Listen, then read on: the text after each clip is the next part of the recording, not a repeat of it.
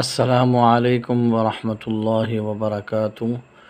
میں Muhammad Farooq the smart school Sir Syed Ahmed Khan campuses and Gulistan Johar class 10 کے تمام طلبہ و طلباء سے مخاطب ہوں۔ پیارے بچوں، ہم نے اسلامیات کے اسباق میں سورۃ الانفال کے چیپٹر نمبر الدرس الثانی با سورۃ الانفال آیات 38 تا 44 ان آیات مبارکہ کی تلاوت سنی تھی۔ تلاوت کے بعد اس کا ترجمہ اور تشریح ہوئی تھی، اور پھر میں نے عرض کیا تھا کہ اس کی اگلی جو ویڈیو ہے اس کے اندر ہم مشکل جو کلمات ہیں وہ کلمات اور ان کے معانی وہ بتلائیں گے۔ پھر اس کے بعد اس چیپٹر کے جو کوشچن آنسر ہیں وہ میں آپ کو سمجھاؤں گا، پڑھاؤں گا، اور ان کا جو کام ہے اس کے بارے میں بتاؤں گا۔ صحیح ہے پیارے بچوں؟ تو ہم اسی چیپٹر کو حل کرتے ہیں جس کا ترجمہ اور تشریح ہم سن چکے ہیں اور پڑھ چکے ہیں۔ آج ہم اسی چیپٹر کو حل کر رہے ہیں۔ الدرس الثانی با سورۃ الانفال آیات نمبر 38 تا 44۔ اس میں سب سے پہلے کلمات و معانی ہیں۔ آپ نے کلمات و معانی یہ ہیڈنگ ڈالنی ہے۔ اس کے بعد سورۃ الانفال آیات نمبر 38 تا 44 یہ لکھنا ہے۔ پھر اس کے بعد آپ نے کلمات لکھنے ہیں، پھر دوسری طرف معانی ہیں اس کے۔ کلمات میں سب سے پہلا کلمہ جو مشکل کلمہ ہے وہ یہ ہے مضت۔ مضت کے معنی ہے گزر چکی۔ یوم الفرقان دوسرا کلمہ ہے، اس کے معنی ہے فیصلے کے دن۔ اور اس کے بعد تیسرا کلمہ ہے العدوۃ الدنیا، اس کے معنی ہے وادی کے اس جانب کنارے۔ العدوۃ القصویٰ اس کے معنی ہیں اس جانب کنارے۔ الرکب اس کے معنی ہیں قافلہ۔ لفشلتم اس کے معنی ہے تم ضرور ہمت ہار جاتے، نہ مردی دکھاتے۔ یقلل کم کر کے دکھاتا ہے، تھوڑا کر کے۔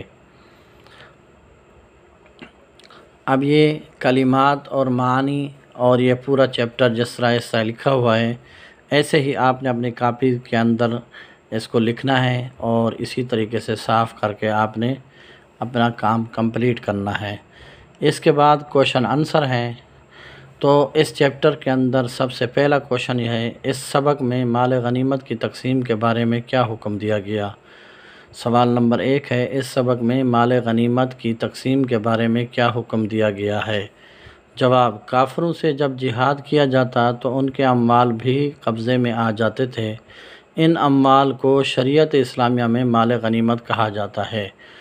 جواب، کافروں سے جب جہاد کیا جاتا تو ان کے اموال بھی قبضے میں آ جاتے تھے۔ ان اموال کو شریعت اسلامیہ میں مال غنیمت کہا جاتا ہے۔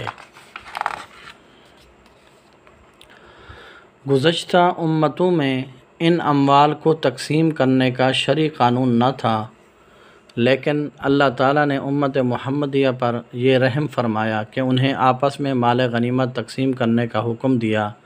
چنانچہ تقسیم کا طریقہ یہ تھا کہ اس مال کے 4 حصے مجاہدین میں تقسیم کر دیے جائیں۔ اس طرح کہ پیادہ مجاہد کو 1 حصہ اور سوار کو 2 حصے دیے جائیں، 1 حصہ اس مجاہد کا اور دوسرا حصہ اس کے گھوڑے کا، اور 5واں حصہ اللہ اور اس کے رسول صلی اللہ علیہ وسلم اور آپ صلی اللہ علیہ وسلم کے رشتہ داروں، یتیم، مساکین اور مسافروں کے لیے تھا۔ صحیح ہے بیٹا؟ پہلا کوشچن ہم نے پڑھا ہے کہ مال غنیمت کی تقسیم کو اللہ پاک نے کیسے جو ہے نا وہ کیا ہے اس کا طریقہ بتایا۔ تو یہ اس کا طریقہ ہے کہ مال کے 4 حصے مجاہدین میں تقسیم کیے جائیں، اور 1 حصہ جو 5واں حصہ ہے وہ اللہ اور اس کے رسول صلی اللہ علیہ وسلم کا ہے، اور آپ صلی اللہ علیہ وسلم کے رشتہ داروں، یتیم اور مساکین اور مسافروں کے لیے تھا۔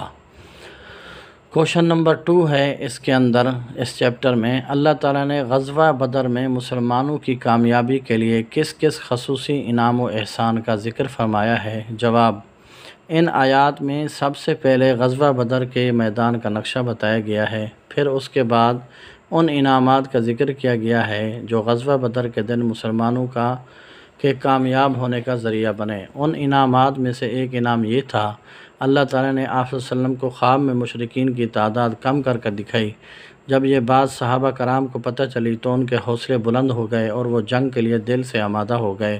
اور اسی طرح ایک دوسرا انعام یہ فرمایا، جب مقابلے کا وقت آیا، دونوں لشکر مد مقابل ہوئے تو مسلمانوں کی آنکھوں میں کافروں کو اور کافروں کی آنکھوں میں مسلمانوں کی تعداد کو کم کر کے دکھایا، جس کا نتیجہ یہ ہوا مسلمان بہادری سے لڑے اور کافر بھی یہ سمجھ کر لڑے کہ مسلمان کم ہیں اور ان کو ختم کرنا آسان ہے، لیکن انجام یہ ہوا کہ کافر مغلوب ہوئے اور مسلمان غالب ہوئے۔ تو پیارے بچوں، دو ہم نے کوشچن آنسر پڑھ لیے ہیں اور ان کی تفصیل کا ہمیں پہلے بھی پتہ ہے کہ اس کی تشریح کے اندر میں نے آپ کو اس کی تفصیلات بتائی تھیں۔ اور اس کے بعد سوال نمبر 3 ہے، مندرجہ ذیل عبارت کا مفہوم تحریر کریں۔ آیت کون سی ہے؟ وَقَاتِلُوهُمْ حَتَّى لَا تَكُونَ فِتْنَةٌ وَيَكُونَ الدِّينُ كُلُّهُ لِلَّهِ، اور ان سے لڑتے رہو یہاں تک کہ فتنہ نہ رہے اور سارا دین اللہ تعالیٰ کے لیے ہو جائے۔ صحیح ہے پیارے بچوں؟ تو یہ میں نے آیات نمبر 38 سے لے کر 44 تک کا جو اس میں کوشچن آنسر تھے، مشکل کلمات کے معنی تھے، وہ میں نے آپ کو پڑھائے، اور اس کے اندر ایک آیت کا مفہوم تھا، وہ بھی میں نے آپ کو تفصیلاً پڑھایا اور آپ کو نظر بھی آ رہا ہوگا۔ تو آپ نے اس چیپٹر کے کام کو اس طریقے سے آپ نے کمپلیٹ کرنا ہے۔ 2 اس میں کوشچن آنسر ہیں، اور تیسرا جو کوشچن ہے وہ آیت کے مفہوم کا ہے، اور پھر جو ہے نا کلمات اور معانی ہیں۔ صحیح ہے بیٹا؟ تو اس طریقے سے جو ہے نا آپ نے کام کو کمپلیٹ کرنا ہے۔ اس کے بعد میں اگلے چیپٹر کی طرف چلا جاؤں گا۔ صحیح ہے؟ اس کی ویڈیو جو ہے نا وہ آپ کو ملے گی انشاءاللہ۔ اگلا جو چیپٹر ہے وہ اس کی ویڈیو بھی میں آپ کو بنا کے جلدی بھیج دوں گا۔ صحیح ہے پیارے بچوں؟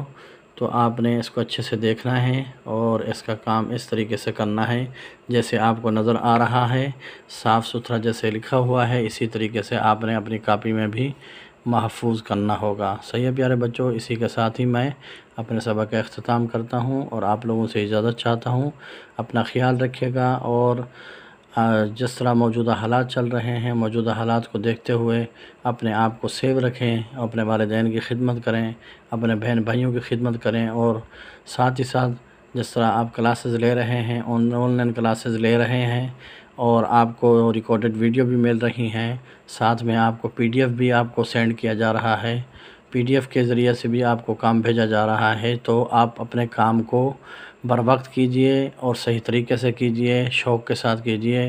اگر آپ نہیں کریں گے تو پھر بھی آپ کو کرنا ہوگا، لیکن کام پھر ڈبل ہو جائے گا، پھر آپ کے لیے مشکل کا باعث بن سکتا ہے۔